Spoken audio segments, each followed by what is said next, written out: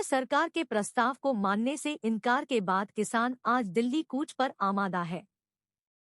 इसके लिए शंभू बॉर्डर पर हाइड्रोलिक क्रेन, जेसीबी व बुलेट प्रूफ पोकलेन जैसी भारी मशीनरी लाई गई है। वहीं खनौरी बॉर्डर पर गोली लगने से 2 किसानों की मौत की सूचना है। किसान नेता सरवन सिंह पंधेर ने कहा कि सरकार हमारी मांगे नहीं मान रही है। बुधवार को उन्होंने दिल्ली कूच को टाल दिया। उन्होंने किसानों को संबोधित किया और कहा कि सभी यूनियन नेताओं के साथ गुरुवार को चर्चा करने के बाद अगली रणनीति बनाई जाएगी। तब तक के लिए सभी किसानों को बॉर्डर से दूरी बनाने की अपील की। इसके बाद किसान लौटने लगे हैं। उधर 2024 के मद्देनजर उत्तर प्रदेश में समाजवादी पार्टी और कांग्रेस के बीच गठबंधन का ऐलान कुछ ही घंटों में होने वाला है। इस बीच खबर सामने आई है कि कांग्रेस नेता प्रियंका गांधी ने बुधवार 21 फरवरी को सपा अध्यक्ष और यूपी के पूर्व मुख्यमंत्री अखिलेश यादव से फोन पर बातचीत की। अखिलेश यादव के साथ हुई बातचीत में प्रियंका गांधी ने मुरादाबाद सीट की अपनी जिद छोड़ दी है। जानकारी के अनुसार बुधवार सुबह 10 बजे के करीब अखिलेश यादव से फोन पर बात की। इस दौरान प्रियंका ने अखिलेश से कहा कि बुलंदशहर और हाथरस की सीट जो पश्चिमी यूपी में आपने दिया है, उसकी जगह 2 कोई अच्छी सीट हमें दे दें। शिक्षा विभाग के अपर मुख्य सचिव के पाठक को लेकर बिहार विधानसभा में बुधवार को लगातार दूसरे दिन भी हंगामा हुआ। विपक्षी सदस्यों ने के पाठक को पद से हटाने की मांग करते हुए हंगामा शुरू कर दिया। आरजेडी समेत अन्य विपक्षी दलों के नेता नीतीश कुमार मुर्दाबाद के नारे लगाने लगे। इस पर मुख्यमंत्री भड़क गए। वे अपनी सीट से उठे और के पाठक को ईमानदार अधिकारी बताते हुए विपक्ष पर निशाना साधा। उन्होंने के पाठक का बचाव किया और उन्हें ईमानदार अफसर बताया।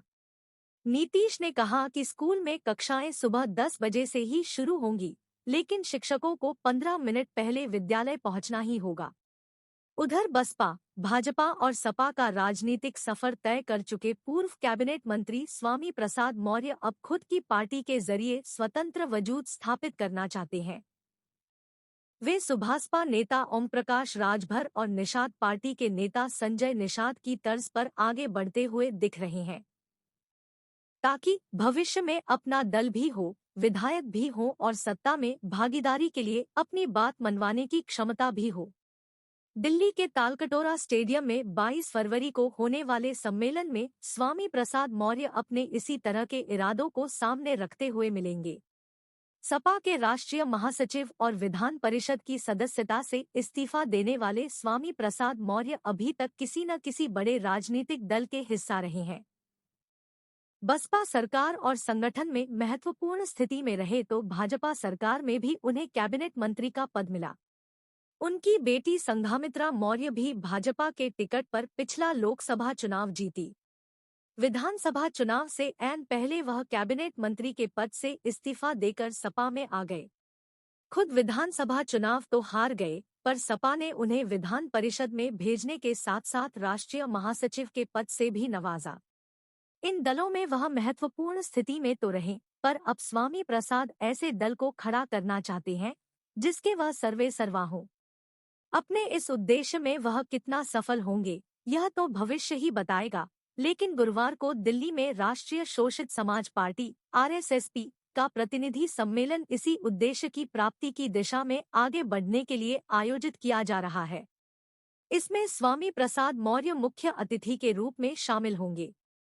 सम्मेलन में भाग लेने के लिए यूपी, बिहार, मध्य प्रदेश, छत्तीसगढ़, महाराष्ट्र और गुजरात से भी लोगों को बुलाया गया है। RSSP की स्थापना वर्ष 2013 में हुई थी। सूत्रों के मुताबिक आगे इस पार्टी में स्वामी प्रसाद मुख्य भूमिका में होंगे।